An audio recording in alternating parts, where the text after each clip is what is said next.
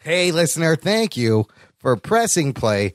This week on the Jock and Nerd podcast, the Venom sequel has a director, and Disney Plus announces a Netflix killing bundle while Netflix scoops up the Game of Thrones creators. Wowie zowie! Plus, we deliver another listener-sponsored movie review as we are forced to watch and discuss Mortal Kombat Annihilation. How dare you do this to us? All that and more in this edition of the Jock and Nerd Weekly for Thursday, August 8th, 2019. Check. Check one. All right. This is really fans out there. Let's give it up. We jockin', we nerdin'. We funny, disturbing. We jockin', we nerdin'. We spoiler alert. Oh yeah. We jockin', we nerdin'. We funny, disturbing. Oh yeah. We jockin', we nerdin'. We spoiler alert. Hey, listener, how you doing? Welcome to the Jock and Nerd podcast, where we give you comic book and superhero TV and movie news, reviews, and whatever we choose. Jock and Nerd. My name is Imran. Hi, I'm back. My name's Anthony. Oh, hey, you're there. I almost forgot what your fucking voice sounded like. He's the jock. He's the nerd. And over there in the corner is a felty whose animality is Snuffleupagus from Sesame Street. Of course, it's Rug Boy. What's up, Rugs? Get over here. Do you write that down before you do the show? No, Is that just off the top? I was off the top trying to tie it together because I know, Rugs, isn't it true when you get all mad, you turn into Snuffleupagus? You're just like, oh, gosh, hi, Big Bird. No. No? That's what I turned into. Oh, Big Bird. Hey, I mean, is that what happens? I'm hairy in places like Snuffleupagus. Okay. My balls look like Snuffleupagus. If you look at my balls and my dick, it's reminiscent. I It's see. furry and brown. Also, most people don't think you're real and exist, just like Snuffleupagus. Okay, I'll go with that. You don't remember, Anthony? You're too young. There was a time in the Sesame Street's history where people thought Snuffleupagus was a Big Bird's imaginary character. I don't really remember Snuffleupagus. You don't remember? He's the big, hairy, woolly mammoth elephant, Big Bird's friend. Oh, that was the name? Big Bird. No, Yeah. How do you spell his name? Snuffleupagus. Let me see Snuffleupagus. here. Snuffle. Anyways, while you're looking that up, Anthony, welcome Oh, back. that fucking elephant? Yes, remember him, the woolly, It's hairy. the behemoth from the That King of the high-ass Monsters. elephant. Yeah, he's later shows up in Godzilla, King of the Monsters. Oh, yeah. Yeah, he's got big, luscious eyelashes. And he's always high. Oh, Big Bird. I remember this elephant from Valley of Gwanji. The Okay, Tyrannosaurus Rex okay, I don't kills the no elephant. idea what that The is. circus elephant. Yeah. Dave Chappelle has a Snuffleupagus bit. Should know him from the Dave Chappelle. Anthony, welcome back. It's been weeks, months, Give me years. some smack, bird. I don't know exactly. I want some smack. I can't believe you're back. I want a I quick. can't believe I'm back. I thought I quit. I know. I thought you were done. I was like, I guess it's not. We got Mike He Rips. spun off and left. He's spinning out into the universe. We kept your chair warm. It's just me doing like a spin around a bat over and over and over. Drunk, trying to make it. And then trying to swing it third after. base. Yeah. Lollapalooza 2019. You attended recently. I did. Give us your quick thoughts. How was it? It was free. Oh, that's Was there drama there? That's a lot of shit. shit. Imran's got some notes that we can go into. Yeah, It's before- always. I mean, I've gone 5 or 6 years now. So There's always drama, isn't there? Oh, okay. not for me. There's not. For me, No? it's just a good time, man. Who was your favorite act from the weekend? Oh man. The Chainsmokers weren't the best, but they brought out awesome guests. So they brought out like 5, like Bebe Rexha, Ty Dolla $ign. The best one was they brought out the Fray, which was completely unexpected because no one's heard from the Fray in about 10 years. Yeah. Maybe longer. Yeah. And they don't have any collabs with the Fray, so it was literally just the Fray singing their songs, which Oh. was awesome. So the Fray was the best part. Surprising guests are always good. Yeah, I got a couple of stats. A couple of crazy things happened. I saw Lil Wayne, but I don't remember him. You don't remember? That counts. It was that good. I was pretty That's how you tanked by the end of it. That's how you should experience Lil Wayne. You should Yeah. remember him at all. I streamed none of this on YouTube this year. I decided, you know what? I don't really care. I didn't even know what was going on. That's how much I give a shit. So on for the Friday night, did you go all 3 nights of Lollapalooza? Well, it's 4 days. I only went Thursday and Sunday. Oh, you went Thursday? Or Saturday. Sorry, Thursday, Saturday. One of the days, 50 teenagers stormed the gates on Friday trying to get in.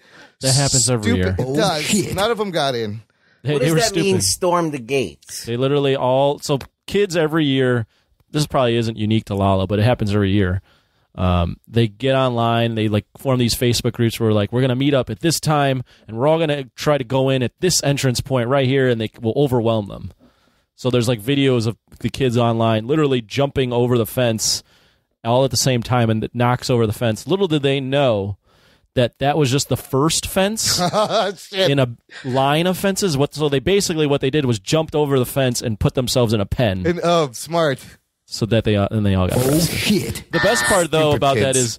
is the video was great because it went viral online, and all these kids jumped the fence. And then finally, like, the cops get a hold of it, and they like stop the kids from jumping the fence. And the kid that like gets stopped first is the kid with one leg. It would have been awesome if after they got penned in, that like Daenerys with a dragon, Dracarys. Just immediately. Well, the best part was those kids got arrested. The kid with one leg went viral. Barstool goes, "We need to get this kid in." And the next day, Rich, the kid who's a rapper, got him a free ticket to Lollapalooza. Oh, that's nice. Let me ask you this. Do you think this should be like an 18+ event? Should these fucking teenagers be allowed? Sucks. I mean, were there a lot of like kids around when you're hanging out? Right? It's awkward. mean, like, for me, the kids started younger than 18. Yeah. But there are like it's such a wreck. I filled out a Lollapalooza survey, and the one thing I put was this would be a lot better if this was 18 and up. Well, yeah, kids should not. There's no reason little children and teenagers should be there. They're just getting fucking tanked. It's all these kids that come in from the suburbs on a train, and it's their one weekend to just get fucking crazy, and they all get tanked and like throw up in like porta potties. Well, and that's how one dude. Just how I like it. one dude died. I keep getting older, and these kids all stay the same age. They're like, what's going on? There's always a death every year, usually. So one dude died, and 4 people got arrested. However, they said arrests were way down this year compared to last year, and hospitalizations because it was really hot, and they had last year. I guess there was a lot of hospitalizations due to extreme heat. More arrested, but also let me ask you this: do you get post-concert depression throughout going to any of these festivals where you're there 4 days? Maybe not Lala because it's like 2 days. Not necessarily Lala, but yeah, occasionally if it's a festival I've planned for. Yeah, of course, you plan months in advance for a weekend, and then the weekend obviously will go by, and then you're like, oh, literally been looking forward to this for 3 months. And then it's over in like 4 days, and you're like, now what do I do? Now I got to go back to work. That's why I don't look forward to anything. Yes. Give me some smack. Give me some smack, bird. Speaking of smack, I got a new cameo promo. I don't know how that segues. Is this drug addled or in some way? He might have been on drugs when he created some of these characters. Possibly. This is from a sponsored from one of our listeners, a kind of a big name in comics, in the comic book industry, doing a shout out, a promo for us. Here it is. Yo, yo, yo, yo, yo. This is Rob Liefeld, creator of Deadpool, Cable, X-Force, Domino. You are listening to the Jock and Nerd podcast. You want the most up-to-date comic book, movie, and TV news? You found it. Fun? You bet. Puppets? With substance abuse issues? Oddly, yes. Only here on the Jock and Nerd podcast. Does it get any better than this? I don't think so. Listen, Rob Liefeld, creator of all the stuff you love, saying to you, listen to the Jock and Nerd podcast. So sexy, so awesome. I never miss it. And it's my favorite thing in forever. It's spectacular. It's awesome. I love it. Jock and Nerd. Jock and Nerd. Oh my God, he even does a little Jock and Nerd at the end of Rob Liefeld's way. I just... His tone kind of changes throughout Well, I may have...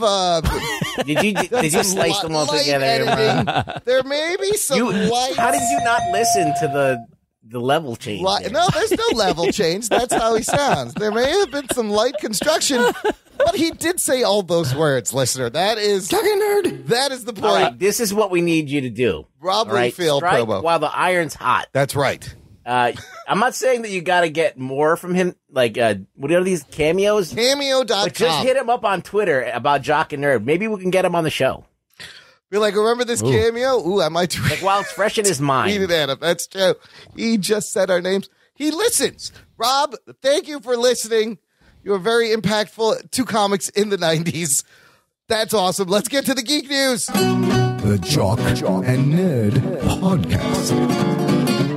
I want to get one from Todd McFarlane. That would make my geek life complete. If he did listen to the show, he would hear us have multiple conversations about it. Look, we may have been critical of some of his choices in artwork, but you can't deny You want to know something, the though? impact Every he's time had. I've ever seen, I'll say this about Mr. Layfield right now.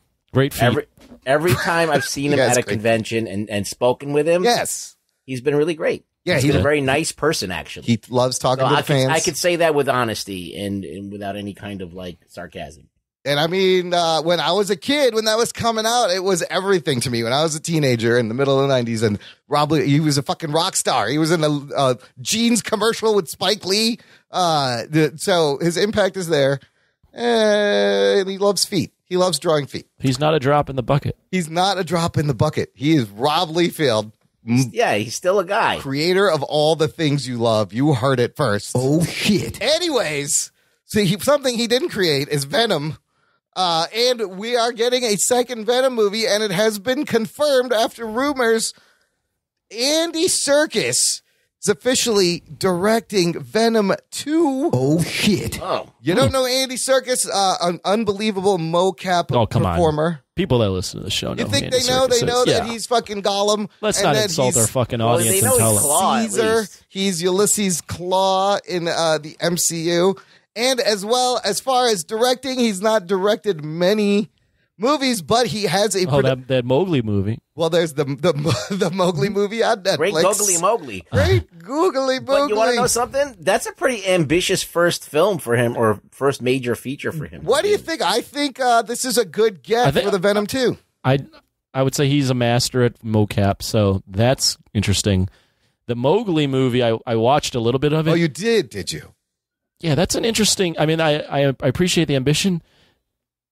How could he have watched that and gone, yeah, This is good. Let's do this. Well, it was the idea of making the animals with human characteristics in their Yes. facial Yeah, faces Yeah. really did not work. So that's the thing where I'm like, because he just didn't have the budget. How does the master make a movie in his first directorial debut and it looks like that? I didn't see it, but I'm just saying that's pretty like it effects heavy movie. Right? Oh, it is, and he had an all-star cast. I mean, Yes, Christian yes, Bale is yeah, in it. yeah. Benedict Cumberbatch. Yeah, and the movie is just weird. Like most people who get put on these movies are like guys that made a romantic comedy or some shit, and all of a sudden they're like Lord and Miller. They did like, what did they do? Like did 21 Jump Street or something? Oh, yeah. And all of a sudden they're directing Han Solo. So it's crazy. I did read a bunch of reviews of Mowgli, and they said exactly that, Anthony. They said that it's supposed to be a kid's movie, but it's surprisingly dark and, way I don't think too it's dark. supposed to be a kids' movie. It's more it's a just how dark the take. animals look. But it's the fact that he used the celebrities' faces mocapped onto the animals, try to make them look like the actor, right? That Right. it just doesn't work. He tried to do this blend of human animal hybrid, and it looks really weird.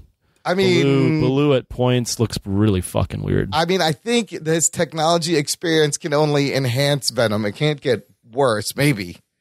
It could get worse. It's an interesting Oh, choice. it can always get worse. It can man. always get worse. That's true. As soon as I say it can't get worse, it can always get worse. But Ruben Fleischer did the first one. He's also said that Tom Hardy, very involved in writing the script. He is planning on taking the characters into another direction. And someone else who is excited that Andy Serkis is directing was Michelle Williams, because she is signed on to come back for the sequel, which after how the first movie got trashed, I didn't think she'd want any part of this. Well, it made a lot of money. It did make a lot of money, and I kind of feel like Tom Hardy is really invested in this. She's too good for this movie. She really is. I was just watching her on the story of Bob Fosse. Yeah. That's what I watch when I'm not watching comic What book stuff. the fuck? Bob is that? Fosse, great Broadway Cabaret, Chicago. choreographer, jazz He got hands. laid so much. He did? Yeah, all he did was chain smoke and fuck girls and cheat on all of his He wives. choreographed Chicago Great. and all that jazz and all that other stuff. and Michelle Williams plays his wife, and she's fucking amazing in it. She comes off like a Judy Garland or something. Oh, like that. wow. It's crazy. She's very good. She wants more time as She-Venom in the sequel, which also we know will probably be Carnage with Woody Harrelson, and Andy Serkis has worked with Woody Harrelson in that last Planet of the Apes movie. So I think it's a good pick. I think he should just go crazy. Let Tom Hardy go nuts and be super fucking wacky and nuts. At this point in time, who gives a shit? Like, they made a shitty Venom movie. People liked it.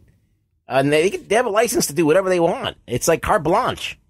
Absolutely. Pretty much. They could go as crazy as they want. You could only go up from there, I suppose. Yeah, really. Yeah, but that's a great point with what they did. You could literally just do anything. Yeah. I mean, it ends with Woody Harrelson in the worst red wig you'll ever see. So. He looks like fucking Ronald McDonald.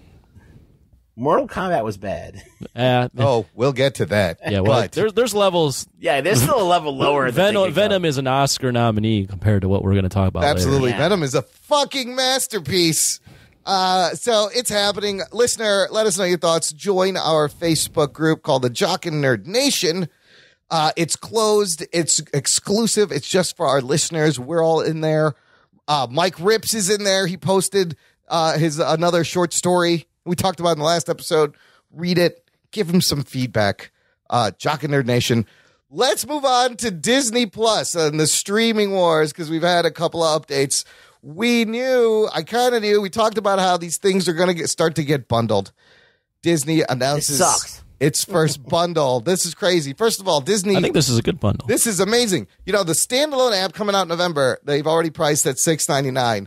Now they're saying you could get Disney Plus, Hulu, and ESPN Plus for $12.99 a month. Oh, shit. Right. This is so For now. Well, What's Netflix at? that $12.99 is Netflix's standard package. And HBO right now is over 16, I think. This is so fucking smart because if you are a Netflix subscriber, it appears you are getting 3 things for the price of Netflix right here.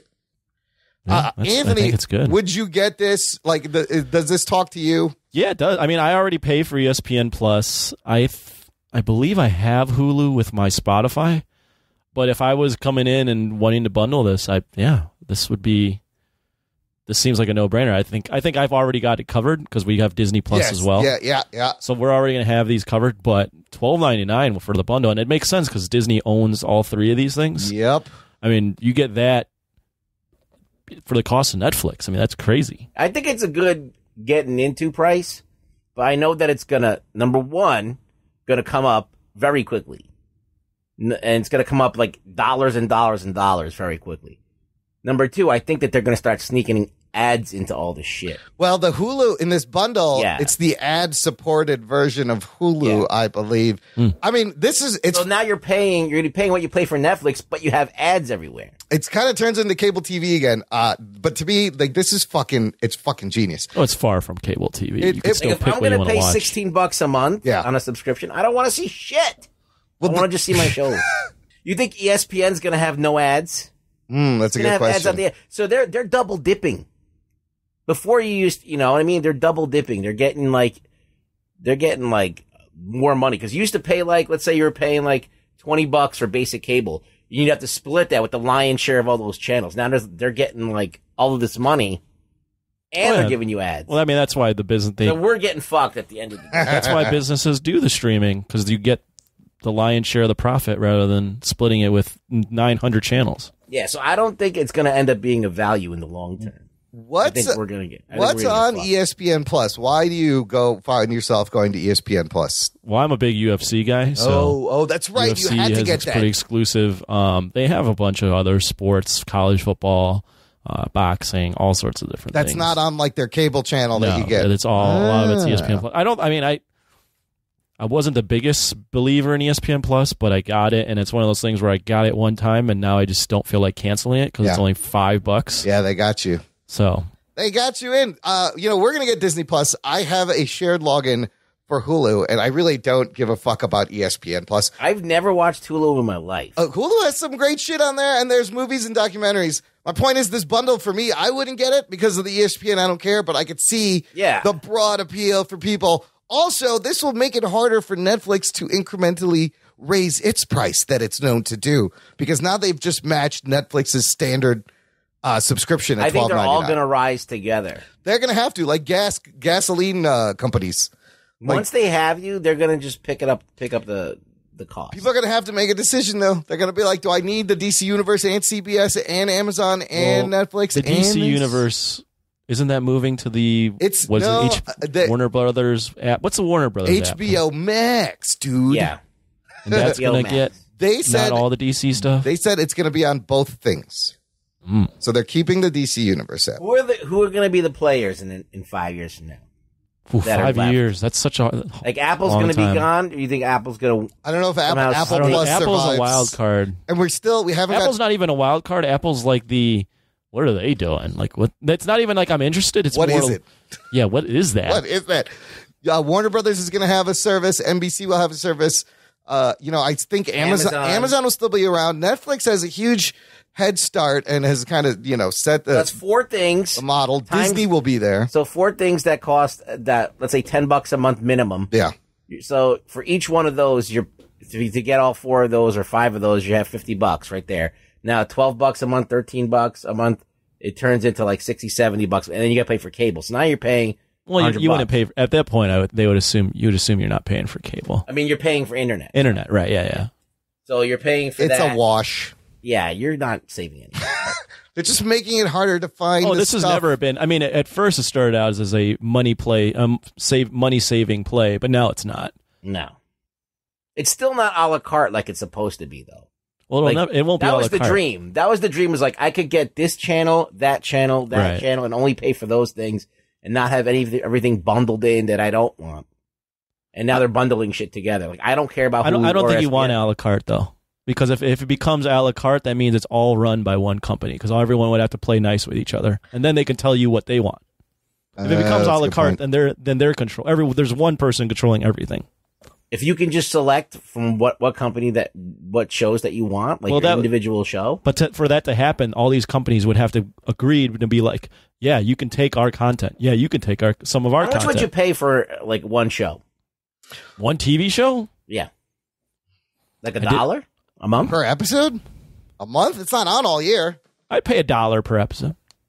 So if you have like $4 a month. But that's like that was the iTunes model where you could buy one episode of shows at a time. I don't know if I'd pay. I don't know. Right? I remember when I got Netflix, it was because of Daredevil, and that was what, $9 Yeah, it was like $7 or $9 at the time.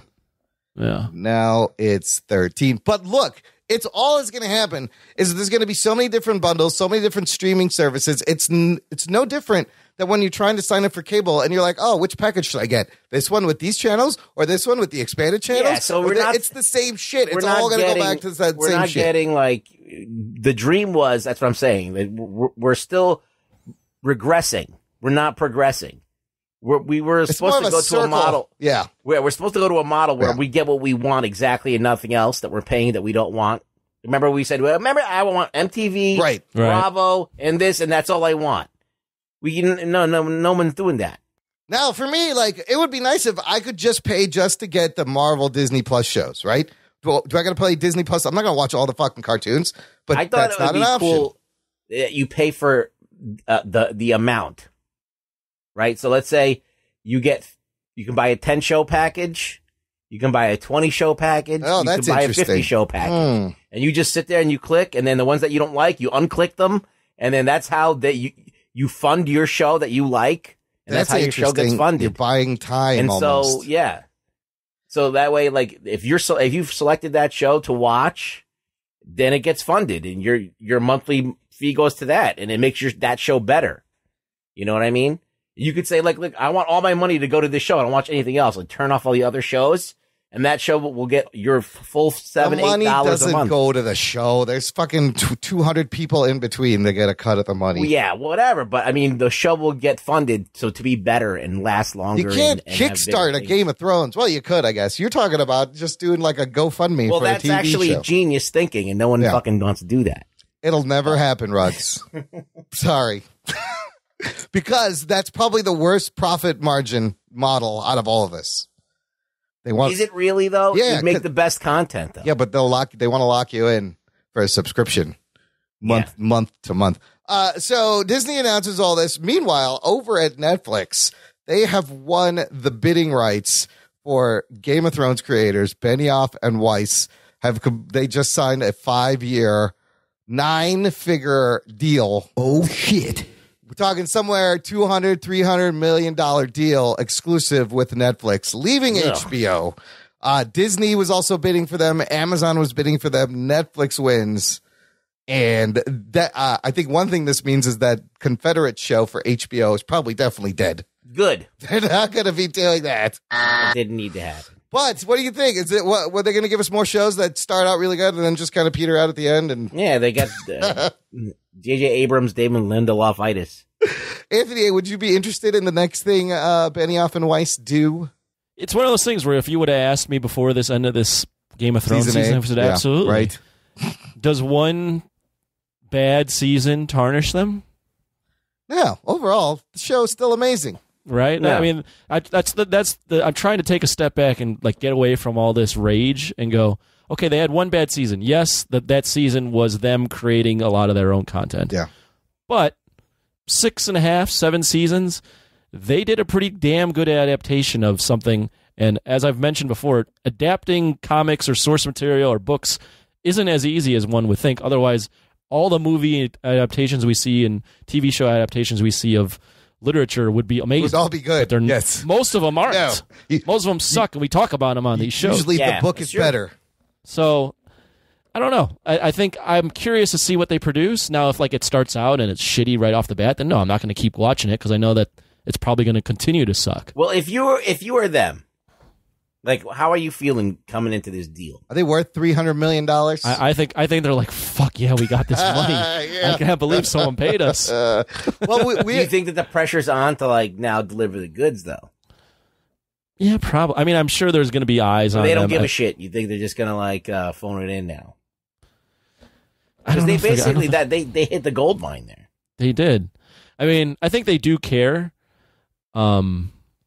They haven't had a great run though. I mean, that whole Comic-Con thing was pretty funny too. That they just skipped out. They're last like, minute. oh, yeah, by the way, we're not going. Yeah. And don't they have Star Wars too? Is that still They're a thing? still going to do a Star Wars trilogy.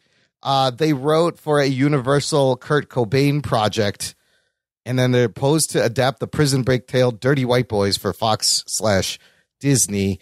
But, the question is, are they going to adapt another series? Right. What are they going to do? We are in the age of these mega deals because Warner Brothers gave J.J. Abrams $500 million, 5-year exclusive deal. What's interesting is I remember on this show we were talking about how creators.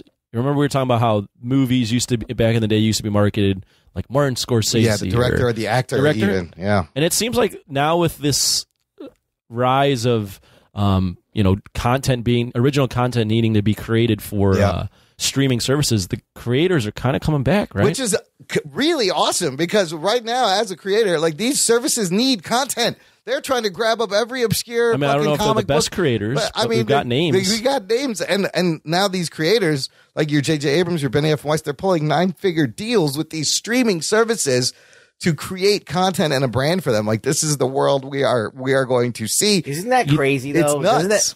Doesn't that? I find it to be hilarious.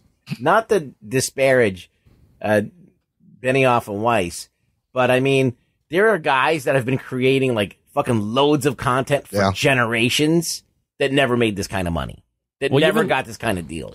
What did Netflix strike a deal with? The Millar World? Oh yeah, they have the $500 million. Yeah, I mean the guys that were that made Millar World, they were probably making shit in the 90s. Yep. Yeah. And I mean, I think right now, if you are a storyteller, if you are a creator, if you have a series like Scott Weinstein, Team of Steves, if you're doing an indie comic book that's even the slightest bit cinematic, this is a great time for those creators. I think you can reach out. Yeah. They're looking for this kind of stuff. Even I had Andrew Gildy on my spinoff show, and he the Man of Sin stuff. Yep.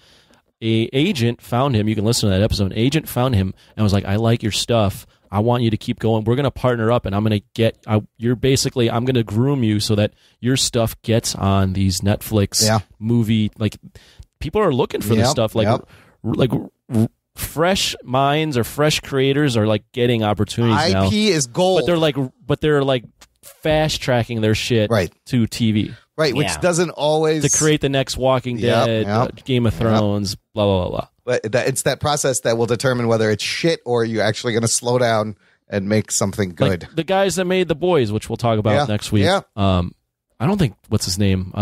Garth Ennis knew that was going to be what it's becoming. And it's from Dynamite Comics. It's a very small label. It's not even like one of the big 3 labels. And all this stuff is getting pulled, and more are coming. That movie that just came out, The Kitchen, it's a Vertigo comic book. Right. All this content is going to be, it's out there, and we're going to see it, good and bad. Because there's a ton of demand the for Luna Brothers creation content. Still don't have a sword project coming out, and I'm fucking still pissed I remember about you that. telling me about that book. Yeah, that is a great When idea. are they going to make this fucking thing? That's a great idea, too. Make the sword, okay? Do it. If it's good, it'll be made eventually. It'll happen. There's tons of great shit out there. Moving on to more TV news. This Crisis on Infinite Earths Arrowverse crossover. Oh, man. We know nobody's watching these shows, but I love watching. You do. I do. I only watch like 2 of them, but I always watch the crossover because they've been great. Did it happen yet? No, it will be this year. It's going to be 5 hours, 5 shows, and it's going to take a break.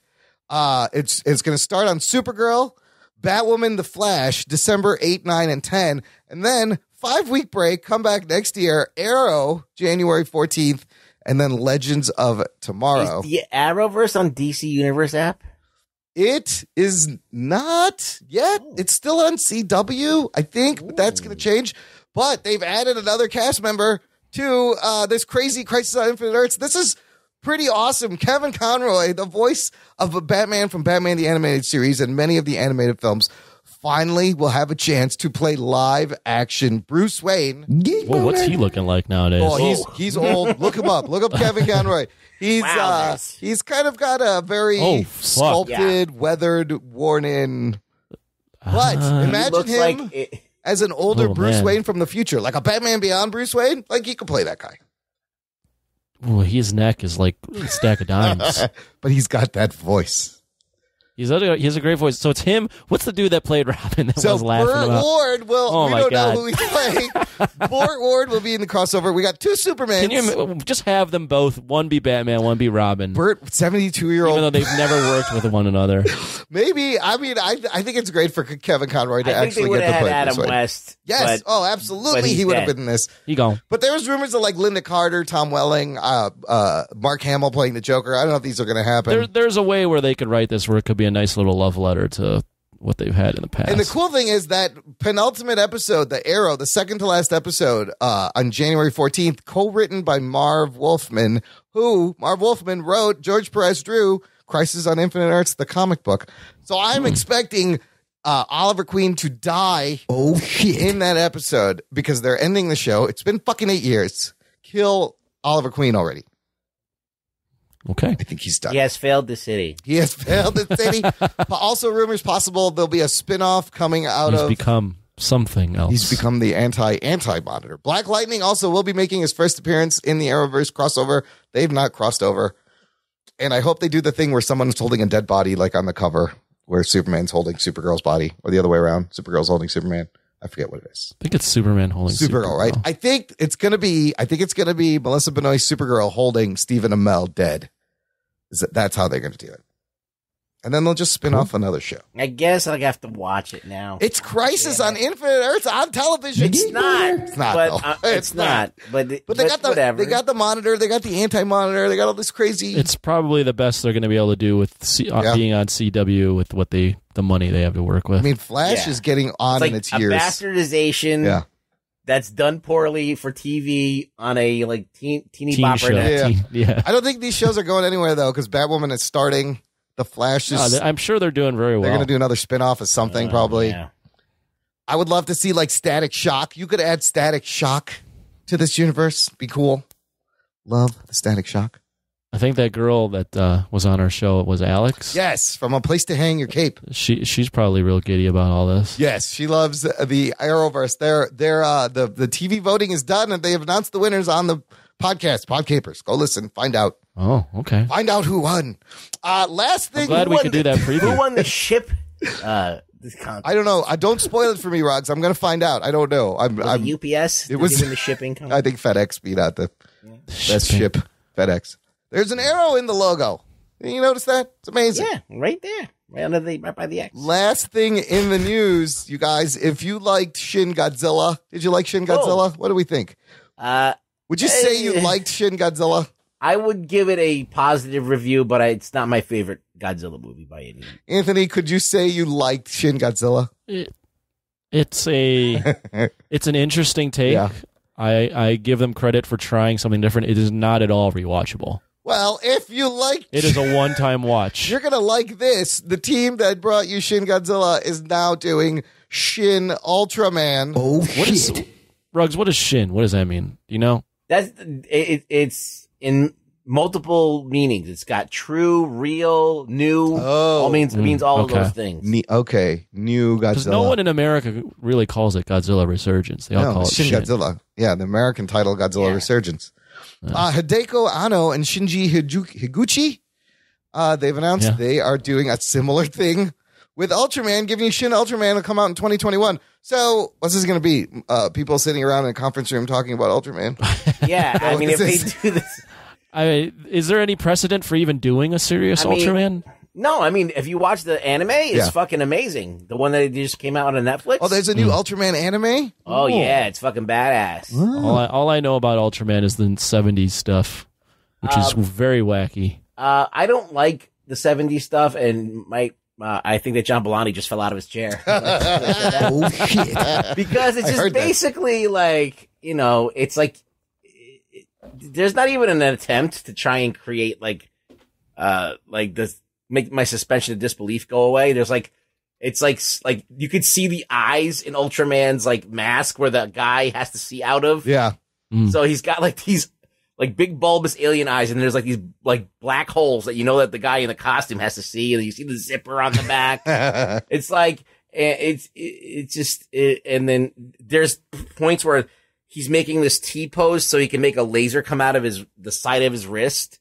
For some reason, it comes out of the side of his arm. Okay. Like this beam. Yeah. And he just sits there and he holds it for like 20 minutes, and he just keeps firing this beam. And I'm like, all right. I'm like, I get it. It's like monsters and this thing, but I don't know. I just like Jaguar better for some reason. I've never been an Ultraman guy either. He's an alien superhero from Nebula M78. I like the anime, though. The anime is pretty cool. The anime, they actually made a reason why the beams come out of his arms. He's got like this little fucking contraption there. I like his outfit. I mean, I kind of like the Ultraman, Other than helmet. like Jet Jaguar, it was always weird for me seeing humanoid kaiju face off against I saw Jet animalistic Jaguar kaiju. first, so that like automatically, I was like, even though he's a complete Ultraman ripoff, Right. and that's why they made him to rip off of the popularity of Ultraman. I saw him first, like in the Godzilla movie, so I thought that was my first thing. So when I saw Ultraman, I was like, yeah, Jet Jaguar's cooler. What about Spectre Man? Was that another ripoff of both of these things? There's Mirror Man, Spectre Man, there's fucking... I remember Spectre Man. There's like a million more. Wait, so There's is the Kamen Riders and all of Is Ultraman as big as like the Godzilla and the kaiju in the movies? Yeah. He's a giant human. Is he always big? Does he get small, like normal size? Yeah. How does this work? And he grows big. Oh, he grows and shrinks. Like a penis. Like Giant Man and a penis. Like Giant Man's penis. Oh, shit. I mean, I love the style of like the armored human and the helmet with the swoop in front. That's cool stuff. I like the concept of Ultraman. I like the concept. I even like the design of Ultraman and how even the monsters, or some of the monsters are really cool and creative. I just don't like, I don't know. How silly it's just too silly for me. Get ready for the most boring Ultraman movie you've ever seen. Oh, shit. That's what we're going to get from the I don't Shin know. guys. It's going to be Ultraman. It relies on a person, all right? Like an actual person to channel Ultraman. Yeah. All right. I'm not even sure I'm getting it right. Wait, so is he a human? Do we see him in human form, like out of costume? It's some kind of like, I don't know. One time I made the mistake of saying the Ultraman's a robot, and people were like, no, he's not a robot. He's not a robot. He's an alien. So he's like an alien being that comes through a human. Okay. And like possesses a like human. Starman. Remember Starman? Yeah, it's like whatever. It's like Gridman and Mirror Man and Spectre Man. And I'll watch it when I'm ready to take a nap when it comes out. Because it's just going to be people in a conference room talking about Ultraman. What should we do about Ultraman? If there is if they're doing this Evangelion. Yeah. Like, the human protagonist is going to be like this fucking mess of emotions, and he's not going to know if he should be Ultraman. Why is he being Ultraman? What's the purpose of being Ultraman? He's going to wrestle with that because he's going to be depressed, even though there's hot chicks around him all the time. Just watch Evangelion and you'll know. I heard it's very good. And then last thing, Anthony, you just mentioned The Boys. How far are you into the series? Sure. Well, I'm recording this Thursday, April 8th. So April? I'm 3 episodes. Fuck. April. What kind of drugs Wow. are you taking? Lollapalooza is still at still the number. Lollapalooza? Yeah. Shit. August 8th. Yes. I'm 3 episodes in. Oh, okay. But I will say that I am immediately hooked after the first episode. Nice. Very much unlike that fucking last show that I had to watch. Umbrella Academy? Yes. No, you didn't like This is way fucking better. This is really good. I still need to watch 5 more episodes. Yeah. So No, I like that your early thoughts are positive. I was right away that each episode I've watched has been riveting in its own way, and it's been like a good singular episode, but also part of a story. Like there's something going on in each episode that makes me engaged, but also the greater story is interesting. Excellent. I like this a lot. This as a dark take on superheroes is way fucking better than Umbrella Club bullshit. I literally forgot what that show was It was called. called something with an umbrella or rain or some shit. This show makes me want to go back and watch Doom Patrol or the other show that you had us Deadly watching. Class. Deadly That's canceled. Class, Don't worry about that one. Got canceled. Yeah, it got canceled. One season and done. I'm glad you're watching this. Not only is it a buzzy show, everybody's watching it. It's really fucking good. I'll say the first 3 episodes, the character that's the most standout for me is Homelander because a Superman Captain America that is just a complete narcissistic sociopath is very intriguing. It's very and the acting is very good. The performances are great. Can't wait to dive in. We'll do a full review next week. Here's my early thoughts. I love this movie. I'm gonna try to watch it again before. Wow. It got renewed for a second season. Because It should. It ends. You'll see how it ends. Yeah, I'm I'm interested because it seems like this is just a 1-season storyline, but we'll see. Ruggs, what's your quick early thoughts on The Boys? I watched the whole thing. You did. Good. Did you like it? And I did. Oh my God! It actually got I just hit the mic. a thumbs up. Shit. You hit Mike Rips. Why would you do that? Why are you No, smacking I him around? banged into the mic. The thing that put me over the top on watching Yes. this, besides the hype, was Ruggs going, by the end of it, this is a must-watch Right? show. Rug Boy Yeah, it said is a something was must-watch good. show. Yes. I wanted to hate it. Yeah. Like when I go in hot, like wanting to hate something, it's like almost impossible to make me like come to the other side. Like if I go in and I'm going to hate watch something because I fucking have to for the show, and then all of a sudden I'm like, oh, this shit's actually like the comics, like Garth Ennis would write a comic book. Like it's true to it. Yeah. It's true to Garth. I mean, maybe they changed around a lot of shit, but They did. the feel of it feels like a Garth Ennis book. It feels like it because it's so dark and twisted and stuff. And they do go places where people explode and shit like that. You see that in the trailer, so I'm not spoiling anything. But so they go as dark as the stuff that they've done. Like Preacher tried to do that, but didn't do it as well. They did it a little bit. I love the premise of it. I mean, it's like, imagine the MCU was real, how fucked up all these people would actually be. That's what you're getting. And it's a great compliment to like the world we have now with the MCU, the other side of it. Review. Perfect timing. Yes, perfect timing. Great source, great original source material. We'll have a review next week. Let's take a quick break here. We will come back and review quite possibly the worst movie I've ever seen in my life. Right after this. After these messages, we'll be right back. Hi, I'm Jen. I'm Brian. And I'm Henno. We're 3 friends that talk about mental health, wellness, and our lives. Through articles and tips, we share what has worked for us on our paths overcoming depression, anxiety, bipolar disorder, alcoholism, and addiction. Come join us on our journey. You can find us anywhere you listen to your podcast. Just search for The Crazy Life. Remember, wiggle your toes and just keep breathing.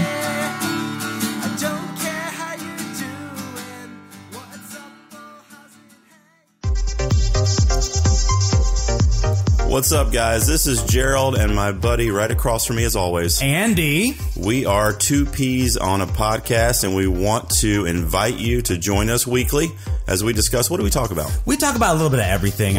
We talk about too much. Events, we talk about too politics, much sports. We even talk about sports. We're dudes. We talk about too much stuff. In fact, don't join us. It's too much. It's too complicated. I think you're confusing them, Gerald.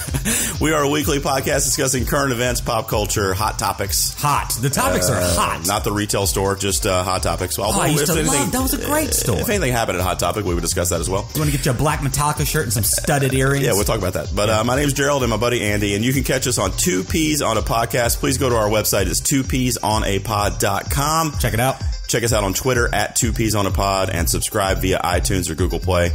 We hope to hear you listening. We can't do that though, can we? No, we can do. We can hear them listening. We hope to see that you listened via our stats or whatever. We're everywhere. But check us out. Two Peas on a Podcast, guys.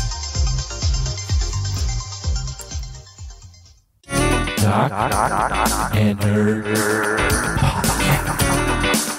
listener, if you love the show, you want to support the show, join our awesome Patreon community.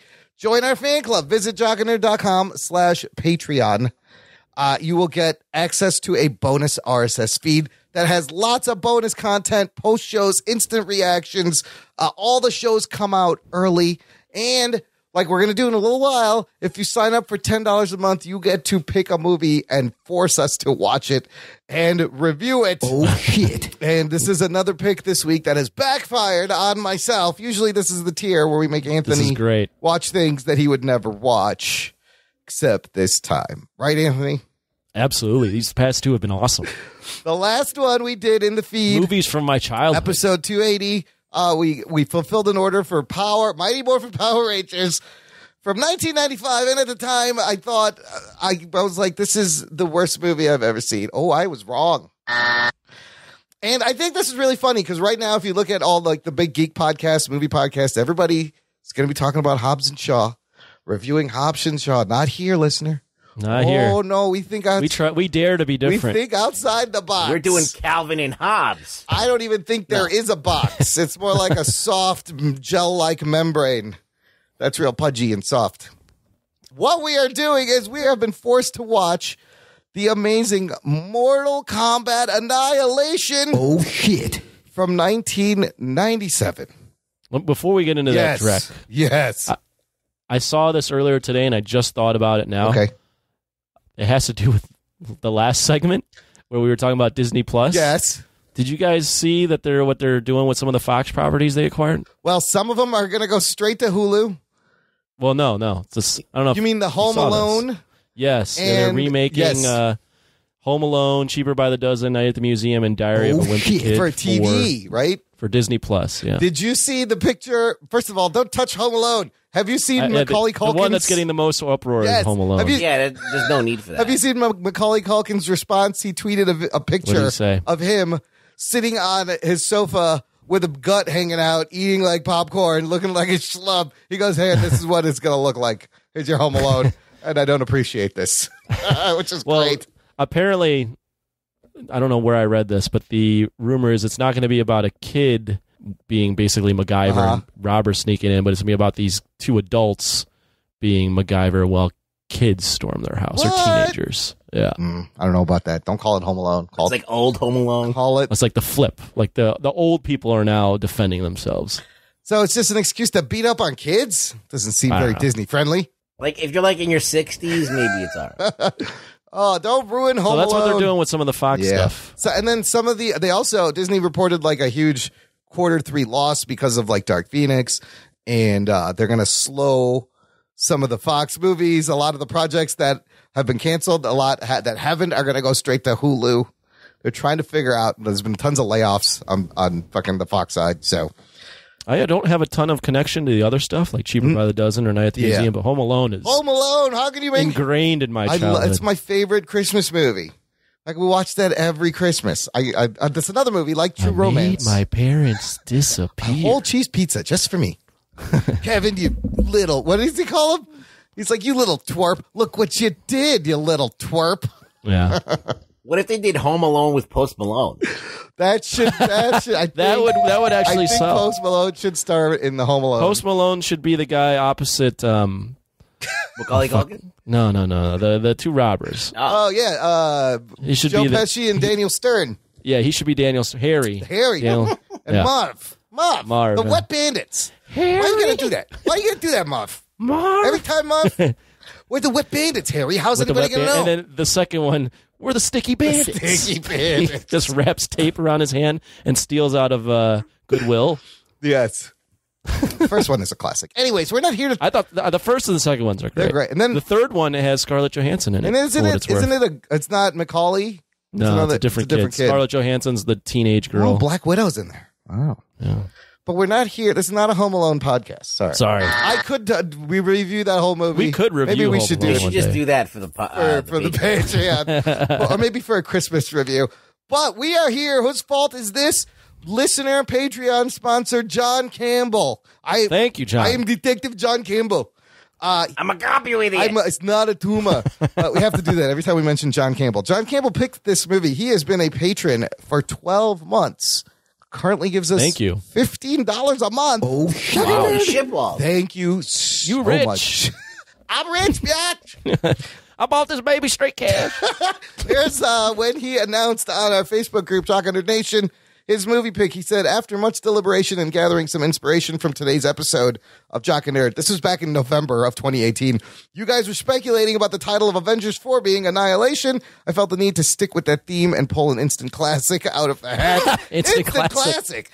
As my choice for a review, I would like you guys to review the nostalgia-inducing absolute shit show that is Mortal Kombat Annihilation. Here's your spoilers. Strap yourselves in, you fucks. Spoiler time. Holy fuck. Okay. I'm glad you guys had to watch two shitty movies. Let me in a row. just set this up and then we'll From my I childhood. know. Somebody pick, Oh my God. Somebody pick a shitty movie from my childhood to force Anthony. We need retribution. This compared I'm still trying to mentally prepare myself for having to watch Willow. Oh, Willow. Okay, see, there we go.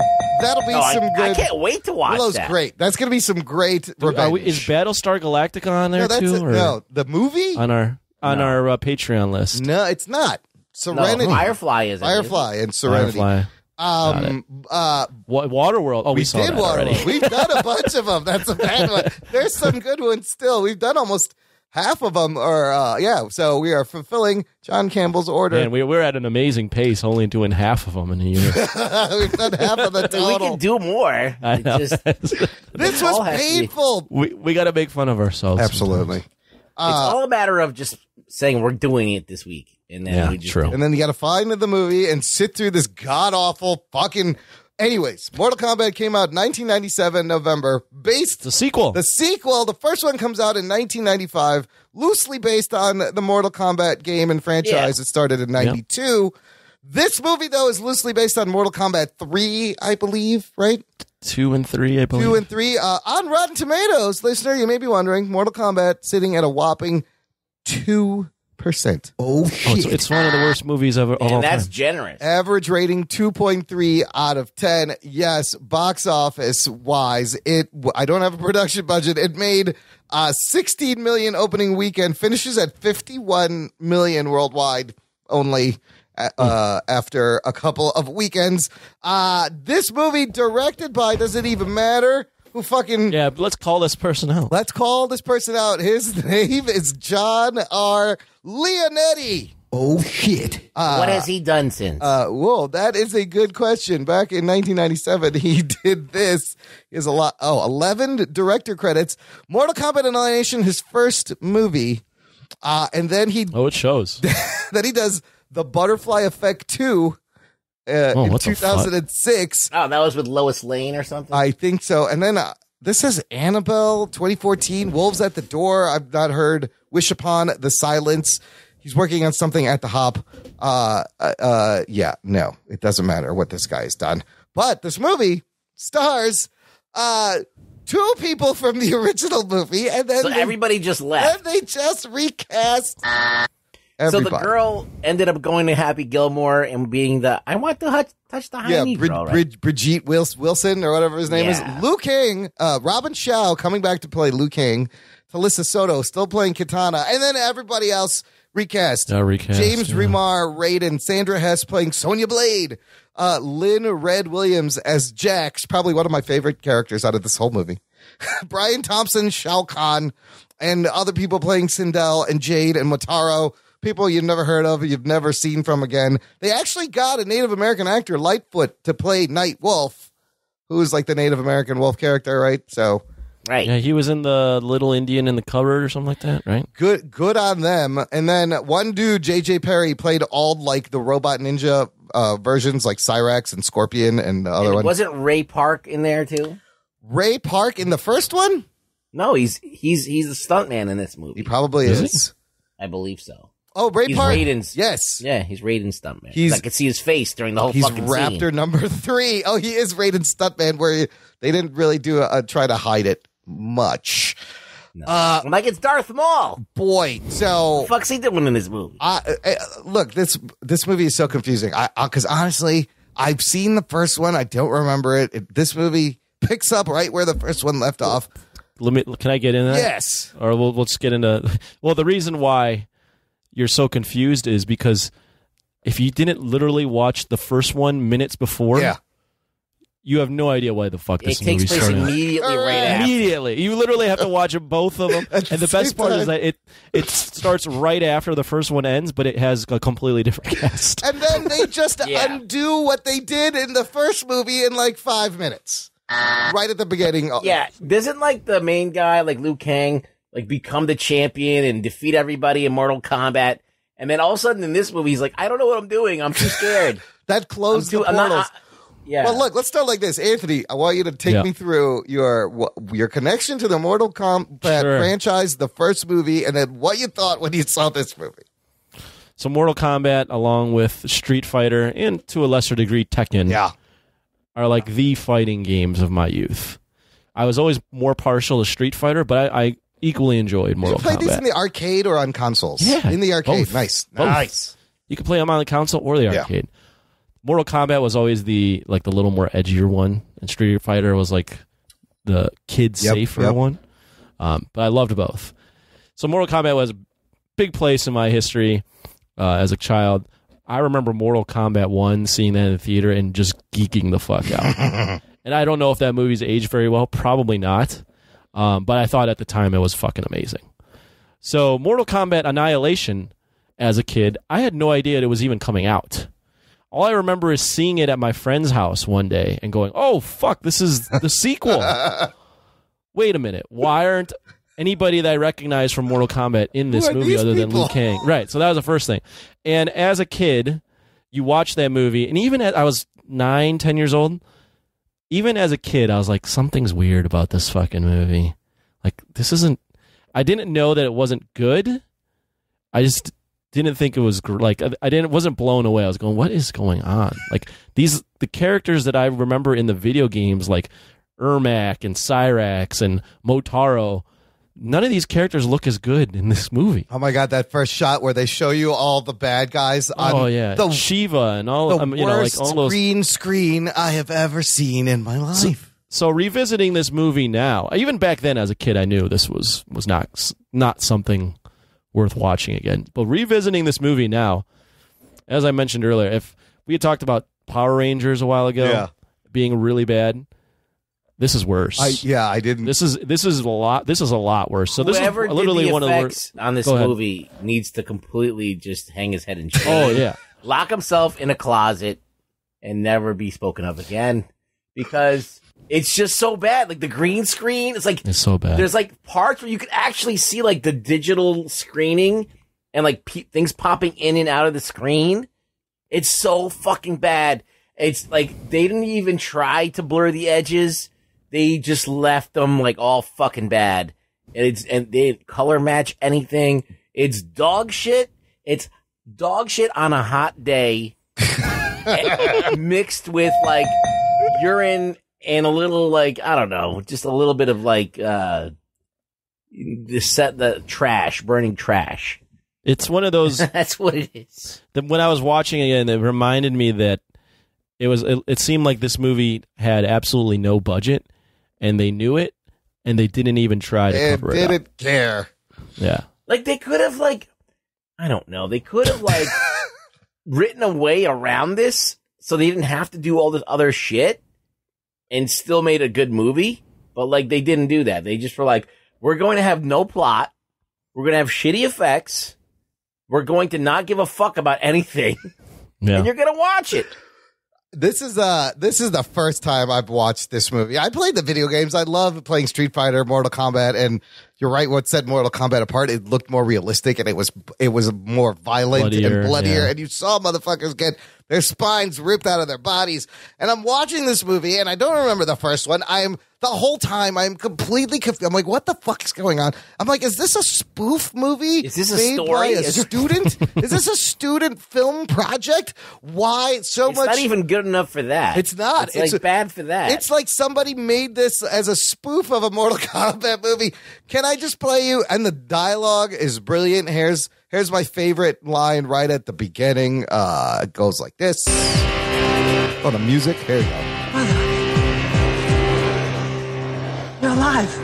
Too bad you will die. That's amazing screenwriting. That's awesome. Oh my god. Great delivery. Oh my god. Great delivery. Too bad you will die. Too bad you will die. The guy playing Raiden, James Remar, he plays he's on Black Lightning right now. And he plays like the butler, like the Alfred, like the tech He's guy. been in some good movies. But He's actually a decent actor, but he not did in not this. give a Oh fuck my about god! being in this movie. First of all, he looks like a James Carradine wannabe in the beginning, and then dies. And then when he comes back younger, he just like appears out of nowhere. Like there's no portal or effect. Like there's a scale. Like he gets bigger as he's tumbling out of nowhere on a green screen. It's like what the fuck is going on? One of the bigger things, amongst others, is you watch this movie and you're like, okay, I'm going to watch a Mortal Kombat movie. At least the fight scenes will be fucking awesome, right? Yeah. These are like some of the slowest choreography in terms of fight scenes, and they literally cut away every time the impact is supposed to happen on a kick or a punch. So it's like anything that is like remotely difficult in a choreographed fight scene is not shown. They just cut away. And I literally was like, what the fuck is up with everybody flipping all the time? So many flips. It's like Power Rangers, unnecessary No, this flipping is like and jumping. The flipping, like, I feel like after watching this movie, I wanted to flip and land on my toilet. Just like instead of just walking over, people are flipping unnecessarily. For no reason. It's the flipping, and then there's a lot of this, but especially the one scene where Raiden is fighting, I forget who, but just trading kicks where they just miss. Yes. It's like, I'm going to do a spinning side kick. No, I'm going to do one. No, I'm going to do one. No, I'm going to do one. And it's like they keep missing over and over. Like, wait, what am I watching? What? But it's so slow, too. Like, there's no impact to any of the choreography that's being shown like on here. TV. It's like lower than TV level choreography. Yeah. I mean, it's like sci-fi cable shit movies are better than this. Raiden is just constantly being thrown through walls in the whole movie. Every time he fights someone, he ends up going through the wall. So there's the plot. The plot is hilarious. There's no plot, but it starts undoing everything, and then Kitana gets kidnapped. Well, let me do the plot. Yeah, do the plot real quick. It's hilarious. It's very quick. It's Shao Kahn, who's the big bad, who's Brian Thompson, who all I remember him from he's is so from bad. What has he been the in? movie Cobra, where he's the bad guy against Cobra. Sylvester Stallone. Yeah, he's been in a bunch of things. He's always a bad guy. Yeah, he's like the 80s like weird-faced actor. Weird face, big voice. Yes. But the plot is Shao Kahn comes over, and for whatever reason, I guess because God created the world in 7 days, it takes 6 days to destroy the world. 6 days? And he's going to merge the outer world with Earth world and destroy everything. And he announces it. He's like, right, he announces it. I have 6 days for some reason. Like, okay, you have 6 days to prepare. The best part about this is like there's no scenes on all of Earth occurs in the middle of a desert, so there's no scenes where like with other people we feel like the humans are actually in danger because like no one's around. But that's the entire plot is they have to figure out how to stop Shao Kahn from taking over in 6 days. And then they tell you, oh, it's Katana and her mom Sindel is the key, and they're not the key, and he's got to fight him anyways.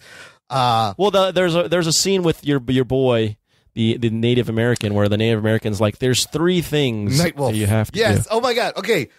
But they only announced 2. No, the guy never announces a third, they drop it. I didn't even. Okay, wait. There's so many things wrong. So first of all, they're like, go find Nightwolf. He will help you. And so Liu Kang is there. He gets attacked by a wolf.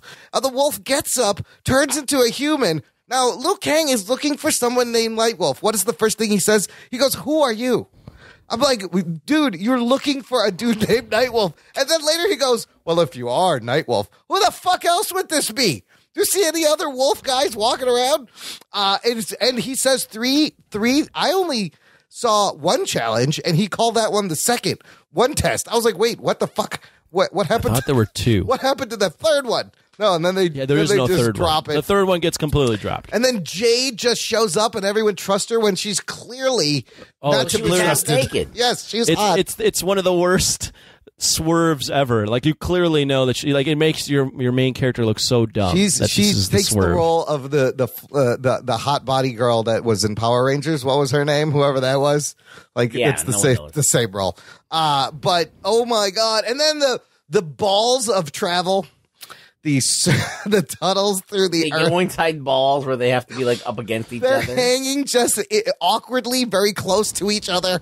Raiden is smiling for these some reason. things. One of them has a boner. You gotta think. Not only that, but the movie, those balls of travel keep coming at the screen. Yeah. It's as if the movie was supposed to be in 3D. Oh. But it's not. It's like you keep getting things thrown at the screen, but this never came out as a 3D movie.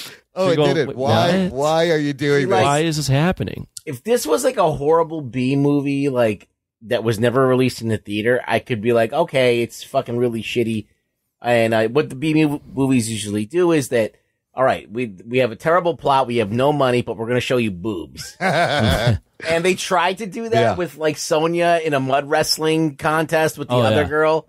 And I was like, all right, they tried, but still didn't save this movie. It still was a theater released movie, and I was like, okay, this is doesn't make sense to do this in a theater released movie. That was great. mud wrestling scene where she falls onto the rock, and you clearly are like, that rock is fucking. It's plastic. Dude, it's plastic rock. The scene between Scorpion and Sub-Zero where he shoots the ice, it's the shittiest looking foam set I've ever seen in my life. Well, the best part about that is he shoots the ice, but before that, Liu Kang does a flip over the crevice. Yeah, so he didn't even need to make the bridge. Why do you need to make the bridge? He didn't even need he the could bridge. flip forward over it. Sonya. That was so terrible. Sonya Blade Wow. getting covered in mud. I love Jax makes a fucking dirty line there. He's like, look, the mud looks good on you. And she's like, Jax. And then the next time we see her, she's fucking completely clean. There's no mud. Yeah. He's like, I need a shower. I'm like, all right. Let's see the shower. She's like, I need a river. They get into a fight scene. Her hair does not budge 1 inch. No. Another comment on the fight scene. I believe it's Cyrax, the yellow predator looking one. The yellow robot dude. I mean, he looks like Yellow Predator. Yeah. He punches when he punches the glass, he never actually touches the glass, and it all shatters. Oh, really? And then he dies. Except he sets off they steal it right from the Predator, where he sets off the bomb. Oh, right. He's the bomb's in him. Yes, the bomb's in him. Oh my god! And, then, the greatest blue screen explosion. I was just going to say, you get the best explosion green scene you've ever green screen you've ever seen. They're deep underground. They're in this facility and they run out and suddenly they're outside and it looks like MacGruber. It's just a big explosion of them flying from where to where. I don't know. I was surprised that those dudes in the yellow robot suits surprisingly nimble and they're kicking. I think the fighting is better than Power Rangers. Oh, I don't know. I will say this. I would say the Power Rangers fighting is a lot more entertaining. Yeah, because at least with that, there's this kind of cheese to it. They're moving around. The fighting in this is so slow. Just gotta speed it's it like, up. Wait, you're like, okay, my turn to punch. Okay, block. You can almost see it's like really, punch, block it. It's okay, really now I poorly punch. done. It's really poorly done. It's Ghost bad. cyborg ninjas. That's what they have. But Ray Park, he's like a talented dude. It's like whatever. They didn't pay him enough. We got to get other to great moments in this movie. Well, What do you we got? got to get to the fact that in Mortal Kombat, playing the games, and I'm sure you guys have played it. One of the big things is fatality. Yes. Right. But then these other forms came along, like babality, animality. So animality was a big thing. Oh, so they tried to do the animality. So that was in this. in the game. Right, that was in the game where you could turn into an animal. That was one of the finishing things. Animality is so amazing. they try to do it here with Liu Kang and Shao Kahn, and it looks like something from like you would build on your first computer in the late 80s or something. Yeah, it is like student level at best. It's like student and it doesn't level even at make any best. sense. First of all, I love right when Nightwolf shows up and he turns back to the human. His first line is great. He goes, "Pretty cool, huh? It's my animality." Yeah, so he's the one that teases the animality. And then he's like, "Find yourself. Find your animality." So he turns into a wolf. There's the word animal in it. You see like lizard things in Liu Kang's eyes. I'm like, oh, he's going to turn into like a big lizard. No, he's always been. What is he? No, but that's always been in the comic. Not the comics. Like, he's always been a dragon. He's like a dragon, Chinese. and then Shao Kahn turns into Ghidorah. Is that what happens? Yeah, like a Hydra. But I saw a review by Chris Stuckman, which was really funny, and I'm quoting him, but that the animality scene is like when a kid from 1992 who created it, and they were like, "Oh, great job, kid! This is going to be used in a movie 5 years later."